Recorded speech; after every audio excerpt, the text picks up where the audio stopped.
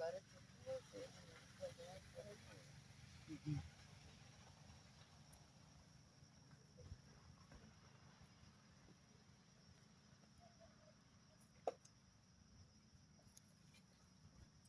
Espero que a Madalena